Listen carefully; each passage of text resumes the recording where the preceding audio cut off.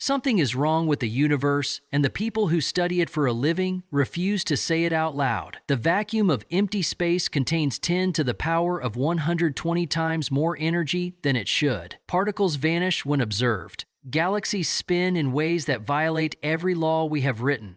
So tell me, what exactly are we living inside of? Reality is not behaving the way our textbooks promised. Across laboratories from CERN to Caltech, instruments are recording results that should not exist, and the cracks are widening every year. Number 10, the vanishing neutron problem. A free neutron drifting outside the nucleus of an atom decays in roughly 14 minutes and 39 seconds. That is the textbook answer. The problem is that nobody can agree on the number. When physicists at the National Institute of Standards and Technology measure neutron lifetime by trapping them in magnetic bottles, they get one figure. When researchers at Oak Ridge measure neutrons flowing through a beam, they get a different figure. The gap between the two methods is roughly 9 seconds, and after more than 20 years of refinement, that gap refuses to close. 9 seconds may sound trivial. It is not. It suggests that neutrons are decaying into something we have never detected: a hidden particle, a parallel state, a doorway.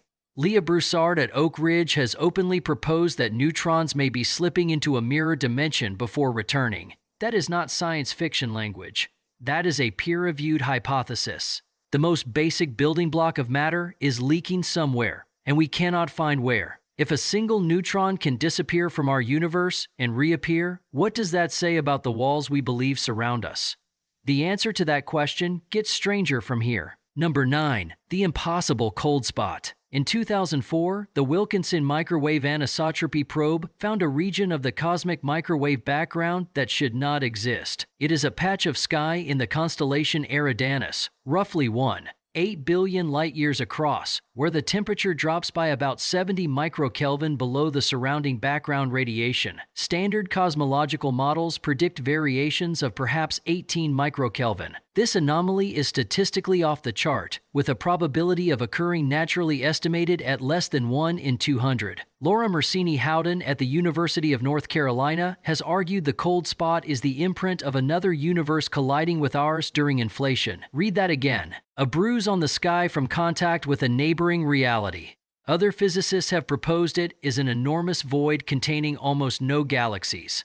But follow-up surveys with the Pan-STARRS telescope failed to find a void large enough to account for it. So the bruise remains. The bruise has no cause we can verify. Every time astronomers look harder, the explanation gets weaker, not stronger. And if our universe really is touching others, the laws we measure here may not be laws at all, only local customs. Wait until you see what happens when reality is observed. Number 8, the observer effect and the double slit. Fire a single electron at a barrier with 2 slits. With no detector watching, the electron passes through both slits simultaneously, creating an interference pattern on the screen behind. Place a detector at the slit, and the electron suddenly behaves like a solid particle, passing through only one. This is not a thought experiment. It has been replicated thousands of times since Clinton Davison and Lester Germer first demonstrated electron diffraction in 1927. And most recently with molecules containing more than 2,000 atoms by the team of Marcus Arndt at the University of Vienna in 2019. Matter knows when it is being looked at. The act of measurement somehow completes the particle. Richard Feynman called this the central mystery of quantum mechanics, the single phenomenon containing all the strangeness of the field. Nobody, not Bohr, not Einstein, not any living physicist can tell you why observation collapses possibility into certainty. Reality, at its smallest scale, refuses to commit until somebody is watching. That implication is so destabilizing that physicists have spent a century inventing interpretations to soften it. None of them work, and the entanglement that follows is even harder to swallow. Number 7, the entanglement that breaks distance. In 2017, a team led by Jian-Yi Pan at the University of Science and Technology of China used the MISHUS satellite to entangle pairs of photons and separate them by 1,203 kilometers. When one photon was measured, its twin instantaneously matched its state. Instantaneously, not at the speed of light. Not at any speed at all. Subsequent experiments confirmed any communication faster than 10,000 times the speed of light, and the actual interaction is believed to be truly simultaneous. Einstein called this spooky action at a distance and refused to accept it. He was wrong. John Bell proved in 1964 that entanglement cannot be explained by hidden local variables, and Elaine Aspect, John Clauser, and Anton Zeilinger won the 2022 Nobel Prize in Physics for confirming Bell's theorem experimentally. Two particles, no matter how far apart, behave as a single object. There is no signal traveling between them. There is no medium. There is no time. The universe seems to know that they are still one thing, even when separated by half a continent. If distance is an illusion at the quantum level, what does that say about the space between you and everything you love? And what about the time between then and now? Number 6, the arrow that shouldn't point. Every fundamental equation in physics, Newton's laws, Einstein's field equations, Schrödinger's wave function works exactly the same forwards and backwards in time. There is no preferred direction. Yet eggs do not unscramble. Smoke does not return to the cigarette. Memory only points one way. This is the arrow of time problem, and Sean Carroll at Johns Hopkins has spent decades arguing that it traces back to a single, unexplained fact. The universe began in an absurdly low entropy state roughly 13.8 billion years ago. The probability of this initial condition occurring randomly has been estimated by Roger Penrose at 1 in 10 to the power of 10 to the power of 123. That number is so large it cannot be written in normal notation. It is, by any honest measure, statistically impossible. Yet, here we are. Time flows because the early universe was perfectly arranged in a way that no known physics requires or predicts. The arrow of time, the most obvious feature of your existence, has no scientific origin. It was simply set by something or nothing at the beginning, which raises the question, was there a beginning at all? The next anomaly suggests the answer is messier than you think. Number 5, the Hubble tension. The universe is expanding. We have known this since Edwin Hubble's 1929 observations. The problem is that we now have two completely separate ways of measuring how fast it is expanding, and they disagree. Measurements from the cosmic microwave background, processed by the Planck satellite mission, give an expansion rate of approximately 67.4 kilometers per second per megaparsec. Measurements from supernova and Cepheid variable stars in the nearby universe, refined by Adam Rees and the SH0ES collaboration through Hubble Space Telescope and James Webb Space Telescope data, give roughly 73 kilometers per second per megaparsec. The discrepancy is now confirmed at greater than 5 sigma, the gold standard for scientific certainty. There is less than a 1 in 3.5 million chance this is statistical noise. Either our model of the early universe is wrong, our model of the late universe is wrong, or there is some unknown form of energy or physics interfering between them. Adam Rees himself has stated that something fundamental is missing from our understanding of the cosmos. Reality is expanding at two different speeds depending on how you ask the question. The universe, it seems, is keeping different clocks, and one of those clocks is older than it should be. Number 4, the impossibly old galaxies. The James Webb Space Telescope, launched in December 2021, was supposed to confirm our model of how galaxies formed. Instead, it has been quietly demolishing it.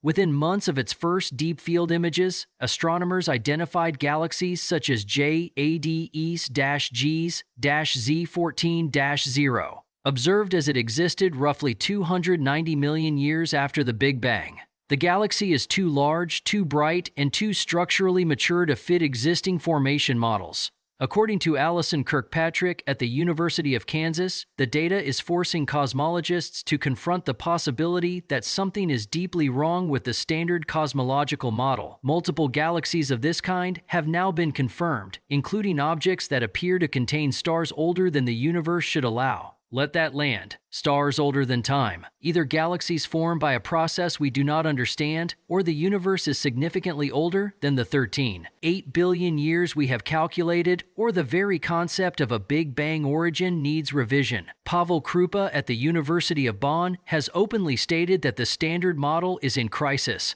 We built our entire cosmic history on assumptions that JWST is now exposing as fragile. The light reaching us from the deep past is telling a story that contradicts the one we wrote, and the matter holding it all together does not exist. Number 3, the missing 95%. Look around you.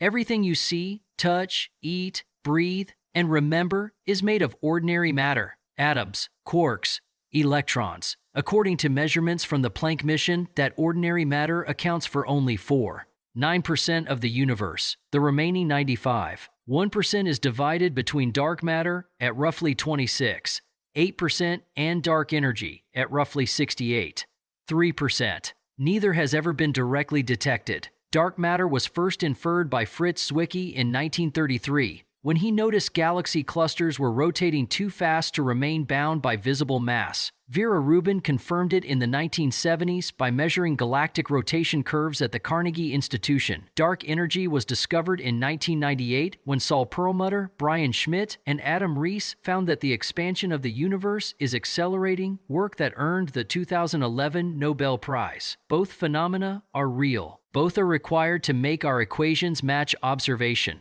Neither has a particle, a field, or a confirmed mechanism after more than 50 years of searching. The Large Hadron Collider has found nothing. The xenon experiments deep beneath the Italian Alps have found nothing. We are living inside something whose substance is 95% unknown. You are a stranger in your own house, and yet, somehow, the house was built precisely for you. Number 2, the impossibly tuned constants. There are roughly 26 fundamental constants in physics: the strength of gravity, the mass of the electron, the cosmological constant, the strong nuclear force coupling. None of them can be derived from theory.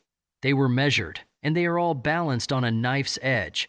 If the strong nuclear force were 2% stronger, no hydrogen would exist. If it were 5% weaker, no carbon. If the cosmological constant differed by even 1 part in 10 to the power of 120, galaxies would never form, or the universe would have collapsed in microseconds. Roger Penrose calculated the probability of our universe's initial low entropy state at 1 part in 10 to the power of 10 to the power of 123. Stephen Hawking wrote in A Brief History of Time that the odds of these constants aligning by chance to permit life are essentially zero. Some physicists, including Max Tegmark at MIT, have proposed a multiverse to explain it: infinite universes, and we live in the rare one that worked. Others have suggested fine-tuning points to design. There is no scientific consensus, but there is consensus on this. The dials of reality were set to permit you. Set by what? No one can say. Which brings us to the question reality has been hiding all along. Number 1. The simulation problem. In 2003, philosopher Nick Bostrom at the University of Oxford published a paper titled, "Are You Living in a Computer Simulation?" His argument is mathematical. If any civilization, anywhere in the cosmos, ever achieves the technology to run high-resolution simulations of conscious beings and runs more than one, then the number of simulated minds vastly outnumbers biological ones. Statistically, you are almost certainly inside a simulation. Bostrom estimated the probability that we are not at less than 1 in millions, depending on assumptions. The argument has been endorsed in part by Neil deGrasse Tyson and seriously discussed by physicists including Sabine Hossenfelder and Melvin Vopson at the University of Portsmouth, who in 2023 proposed an information theoretic test for simulation based on the second law of infodynamics. Now layer everything you have just heard. Particles that respond to observation. Instantaneous communication across thousands of kilometers.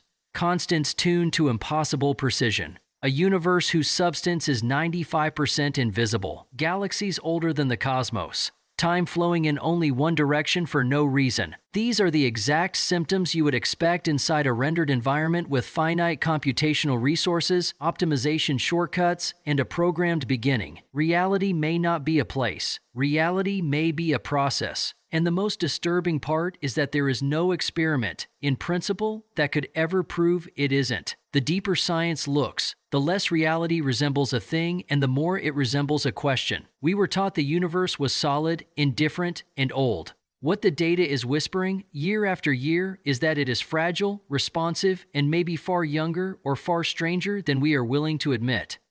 Every certainty you grew up with rests on assumptions that the people closest to the evidence no longer trust. Maybe the glitches are noise, maybe they are the seams, and maybe the only mystery worth your life is the one looking back through your eyes right now. If you want to see more videos like this, click the video on screen now.